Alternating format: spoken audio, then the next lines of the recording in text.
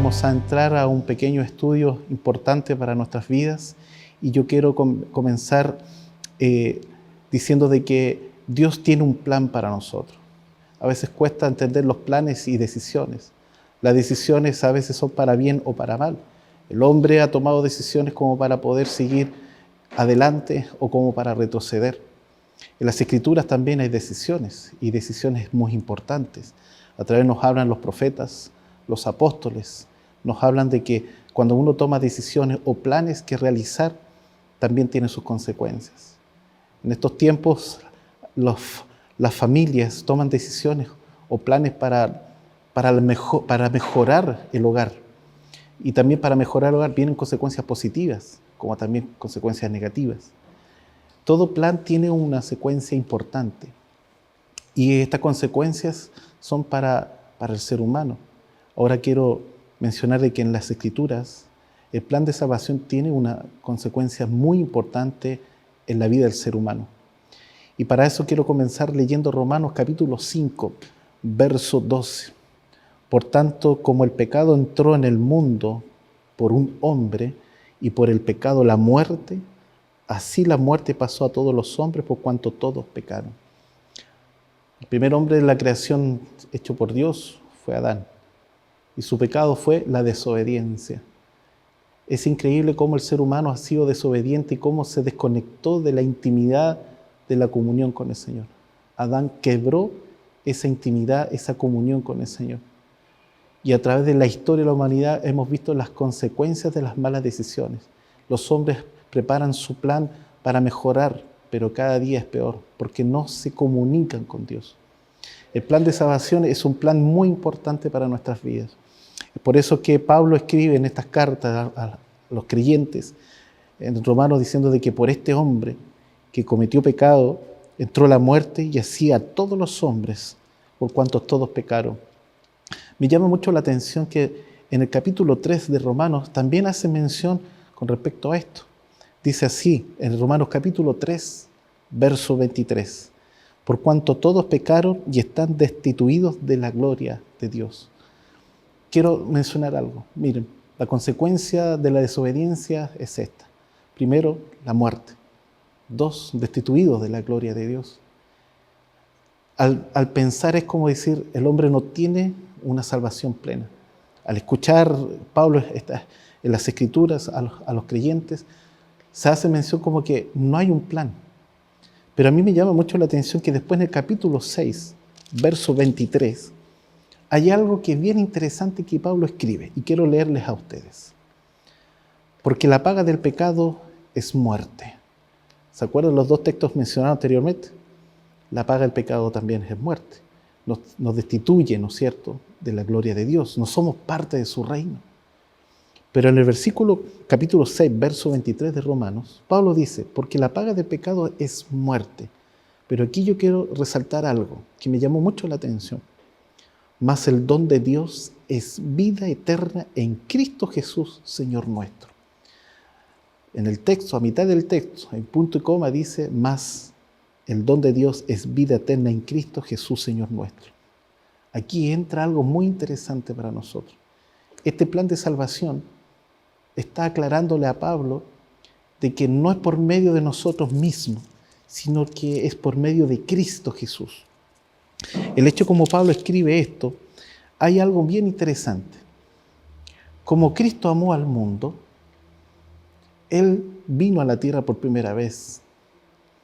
Y en San Juan capítulo 3, verso 16, diciendo textualmente, ¿no es cierto?, las Escrituras, porque de tal manera amó Dios al mundo, que ha dado a su Hijo unigénito, para que todo aquel que en Él cree no se pierda, mas tenga vida eterna.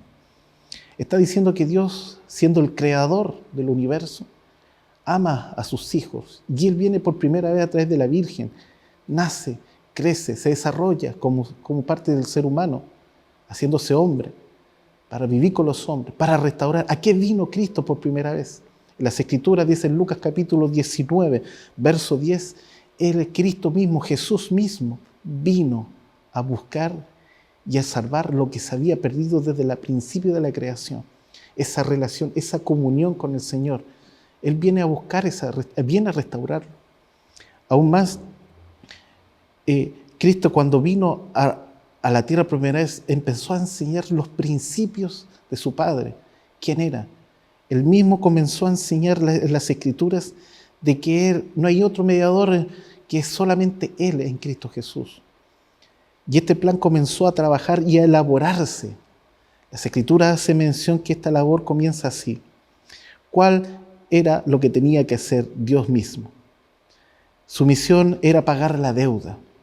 En Isaías capítulo 53, verso 3 al 7, yo les quiero leer lo que dice a nosotros. Despreciado, desechado entre los hombres, varón de dolores, experimentado en quebranto y como escondidos en el rostro, fue menospreciado y no lo estimamos. Ciertamente llevó en nuestra enfermedad y sufrió nuestros dolores, y nosotros le tuvimos por azotado, por herido de Dios y abatido. Mas el herido fue por nuestras transgresiones, molido por nuestros pecados. El castigo de nuestra paz fue sobre él, y por su llaga fuimos nosotros curados.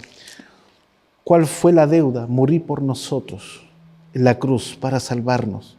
Y es tan importante este sacrificio que hizo Dios por nosotros. Su acto maravilloso que realizó Él mismo, su acto, que lo encontramos en el libro de la primera carta de Corintios, en el capítulo 15, versos 20, 21, 22, dice lo siguiente: mas ahora Cristo ha resucitado de los muertos, primicia de los que durmieron es hecho. Y por cuanto la muerte entró por un hombre, también por un hombre la resurrección de los muertos. Porque así como en Adán todos mueren, así también en Cristo todos serán vivificados. O sea que hay un plan de trabajo de Cristo, hay un plan de salvación. Ese plan es vivir. Por algo Pablo escribe que es un don de nuestro Señor Jesucristo para la salvación. Las obras de nosotros no podemos hacerlas. El profeta Jeremías incluso dice, a veces los hombres quieren aliviarse de sus culpas para poder estar aliviados y tranquilos. Jeremías capítulo 2, verso 22 dice: aunque te laves con lejía y amontones jabón sobre ti, tu pecado está delante y sellado delante de mí, dice el Señor Jehová. O sea, tus obras es imposible que quedes limpio de pecado. Solo los méritos de Cristo Jesús son los que te van a salvar. Vuelvo atrás a lo que dice el apóstol Pablo en ese 1 Corintios 15, 20, 22. Así como Él murió, resucitó, así como fue lo que hizo Adán, cometió el error, Dios vino a la tierra por primera vez a restaurar, a buscar al hombre para salvarlo. La pregunta es, ¿qué tengo que hacer yo? ¿Qué tengo que hacer yo para poder ser salvo? Entrar a este plan. Primero es creer en Jesús, en el Hijo de Dios. Y al creer en Jesús, el Hijo de Dios, tú tienes que aprender a tener fe. Y a tener fe, en Romanos 10, 17 lo hace mención. La fe crece por el oír la palabra de Dios. Si tú la lees, la oyes, vas a creer en Jesús. Aún más, al creer en Jesús también tienes que aceptar a Jesús como tu Salvador.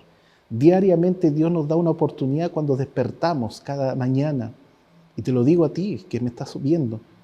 Dios nos da esta oportunidad para que nosotros podamos tener ese gozo en Cristo Jesús.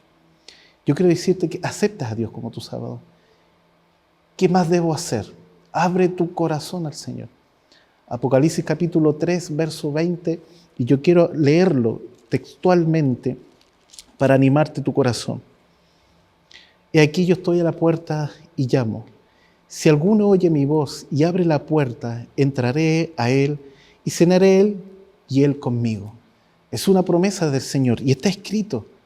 Es por eso que yo te pido, amigo, que me estás viendo, acepta a Dios como tu Salvador. Cree en Jesús, abre su palabra, date el tiempo para poder entenderlo. Dios te ama y quiere que tú seas salvo. Y en este momento yo quiero orar. Quiero orar para que podamos entrar a este plan que Dios tiene en este tiempo. Oremos. Querido Dios, gracias. Gracias porque a través de las Escrituras encontramos tu amor y tu misericordia. Gracias que a través de las Escrituras, Señor, encontramos esperanza. Encontramos también tu pronta venida. Quiero orar por mis amigos que me están viendo, por aquellos que tienen la oportunidad de acercarse a una iglesia, que entren a este plan que Dios nos tiene a todos nosotros. Toca nuestro corazón. Te queremos creer en ti, Señor. Queremos aceptarte como nuestro Salvador y también abrir nuestro corazón para poder guiarnos en tu verdad. Gracias en nombre de Jesús. Amén.